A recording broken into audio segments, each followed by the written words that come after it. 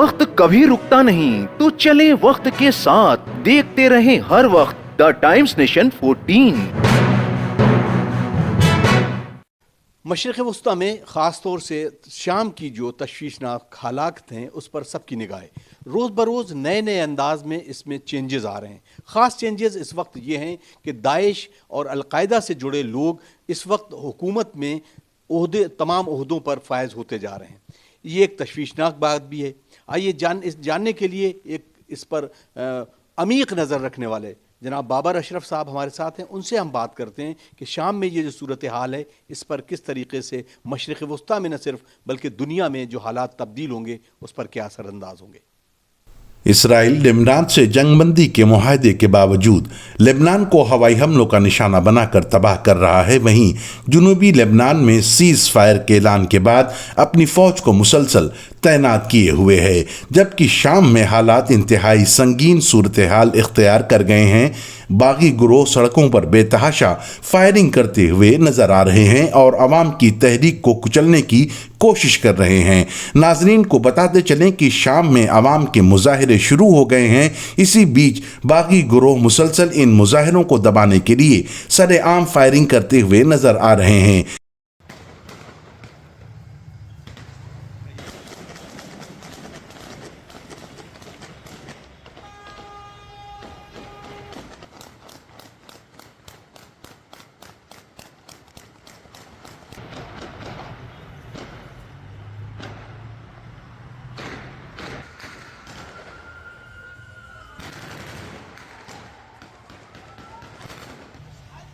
اسی بیچ سیریا کی نو منتخب حکومت نے سن 2004 سے سن 2011 تک القاعدہ کے ایکٹیو ممبر اور النصرہ کے فاؤنڈر انس حسن خطاب کو شام کی انٹیلیجنس ایجنسی کا سربراہ یعنی چیف منتخب کر لیا ہے۔ وہیں دوسری جانب اسرائیل کے حملوں پر جوابی کارروائی کرتے ہوئے یمن نے بھی فضائی حملہ کرتے ہوئے کئی میزائل اسرائیل کے تل ابیب پر داغے ہیں، اور ان حملوں سے بچنے کے لیے تل ابیب میں لوگ محفوظ مقامات پر چھپتے ہوئے صاف دیکھے جا سکتے ہیں۔ تاہم ان حملوں سے ابھی تک کسی جانی اور مالی نقصان کی کوئی اطلاع نہیں ملی ہے۔ وہیں اسرائیل اور اس کے ساتھی ملکوں کے ذریعے فلسطین میں قتل عام جاری رکھنے کی مخالفت کرتے ہوئے دنیا بھر میں احتجاجی مظاہروں کا سلسلہ بدستور جاری ہے۔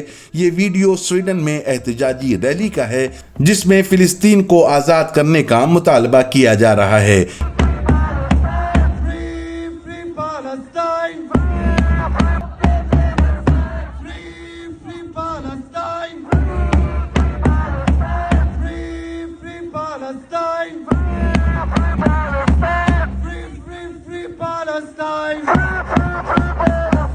وہیں فلسطین میں قتل عام کی مذمت کرتے ہوئے امریکہ کے سین ڈیگو میں بھی خواتین کی ایک بڑی تعداد خالی پش چیئر کو ڈھکیلتے ہوئے نظر آ رہی ہیں، جو فلسطین میں بچوں کے قتل عام پر اپنا احتجاج درج کروا رہی ہیں۔ اس مسئلے پر ہم نے مشرق وسطیٰ پر گہری نظر رکھنے والی اہم شخصیات سے انٹرویو کیا اور حالات کو سمجھنے کی کوشش کی۔ دیکھیے، ایک بات دنیا سمجھ لے کہ ہمارے سامنے جن لوگوں کو القاعدہ کے نام سے، طالبان کے نام سے، داعش کے نام سے اور حزب التحریر کے نام سے دکھایا جاتا ہے بین الاقوامی پٹل پہ، اور ویسٹ میڈیا پروموٹ اور پروپیگیٹ کرتا ہے، ان کی میجورٹی تنظیموں کو فنڈ کرنے والے اور کریٹ کرنے والا ویسٹ ہے، جس نے مسلم ممالک میں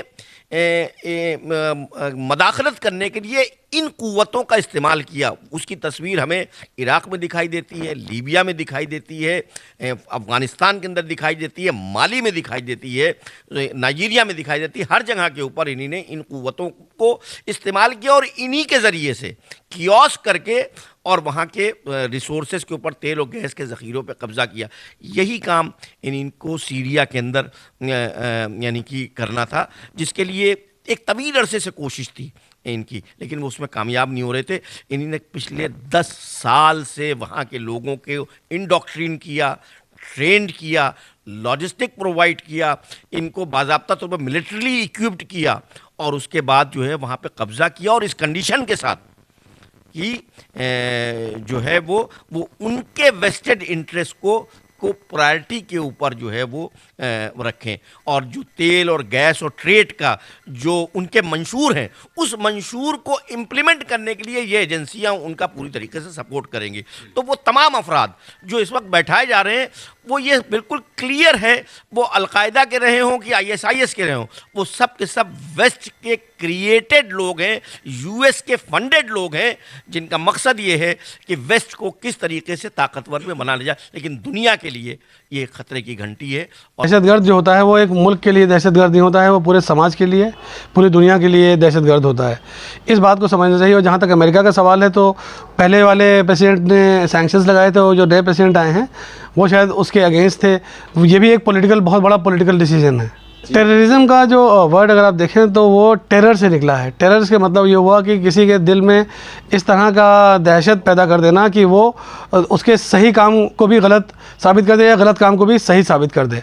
تو جو بھی دہشت گرد ہوتا ہے وہ اس طرح کے ایکٹیویٹیز کرتا ہے جس سے دہشت پھیلا کے لوگوں کی وہ ول کو انفلوئنس کر دیتا ہے، اور ان سے جس طرح کا وہ رزلٹ چاہتا ہے اس طرح کا ڈیزائر رزلٹ وہ نکلوا لیتا ہے۔ تو ٹیررسٹ ہر وہ آدمی ہے جو لا کے اگینسٹ، جو لا آف دا لینڈ ہے اس کے اگینسٹ کام کرے، ہی از اے ٹیررسٹ۔ کئی بار یہ ہوتا ہے، اچھا ٹیررزم کو الگ الگ کنٹریز میں آپ جیسے بتا رہے ہیں، بالکل ٹھیک آپ بات کر رہے ہیں کہ ہو سکتا ہے کہ وہ آدمی اپنے کنٹری کے انڈیپینڈنس کے لیے لڑ رہا ہو، مجاہد ہو وہ، لیکن ٹیررزم ایک چیز ہوتی ہے، ایک بیلیگرنسی ایک چیز ہوتی ہے۔ تو یونائٹڈ نیشنز جو ہوتا ہے وہ اس طرح کے لوگوں کو ڈیفائن کرتا ہے، ٹیررزم کو بھی ڈیفائن کرتا ہے، بیلیگرنسی کو بھی ڈیفائن کرتا ہے، انسرجنسی کو بھی ڈیفائن کرتا ہے۔ تو یہ سب بڑے ڈیٹیلڈ ریسرچ اور ڈسکشنز کے سبجیکٹ ہیں۔ لیکن ٹیررسٹ میرے حساب سے ہر وہ آدمی ہے جو دہشت کا روٹ اپنا کر، قانون کو توڑ کر، اپنے مفاد کے لیے چیزوں کو مس انٹرپریٹ کر کے، لوگوں کو ریڈیکلائز کر کے اپنے آبجیکٹیوز اچیو کرتا ہے۔ جو ابھی انہی نے ایک کمانڈر جن کو بنایا ہے گا وہ انٹیلیجنس کے ہیں، وہ اس وجہ سے ان کو بنایا ہے کہ وہ خوب سیریا کے گلیوں کوچوں اور سے خوب واقف ہیں، وہاں کے خانوادوں سے واقف ہیں، وہاں کے قائدین سے واقف ہیں، اور وہاں کے جو ریزسٹنس گروپس ہیں ان سے بھی واقف ہیں۔ تو اس وجہ سے وہ ان کے لیے سود مند ثابت ہوں گے۔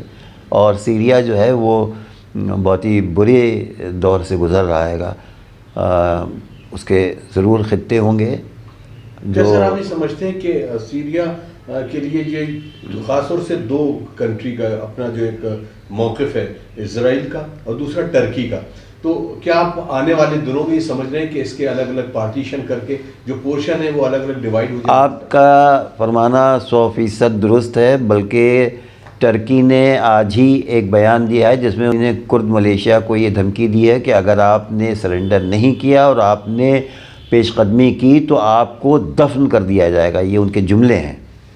تو ظاہر ہے کہ وہ 4 حصے 5 حصے تو سیریا کے ہوں گے ہی، اور وہ اب ان کا قافلہ جو ہے ظالمین کا وہ آگے بڑھتا چلا جا رہا ہے گا، اور دوسرے ممالک کے لیے بھی خطرہ ہے۔ لیکن جو خواب خرگوش میں یہ ہمارے 55 دوسرے ملک ہیں، یہ نیند خوب لے رہے ہیں یا ملے ہوئے ہیں یا بے حسی ہے، جو بھی ہے، لیکن ان کو یہ نہیں معلوم کہ آج ہم، کل تمہاری باری ہے۔ منیز نے، ہوتیز نے اصل میں ان کے اوپر سپرسونک وہ حملے کیے۔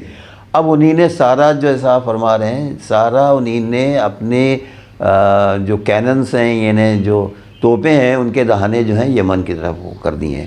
یمن کو بھی وہ 50% تاراج کریں گے، اور اس کے بعد اس کا اور آگے بڑھیں گے، اور ان کا اصل ٹارگٹ جو ہے وہ ایران ہے۔ اطہر کاظمی کی یہ خاص report, the times nation, Lucknow.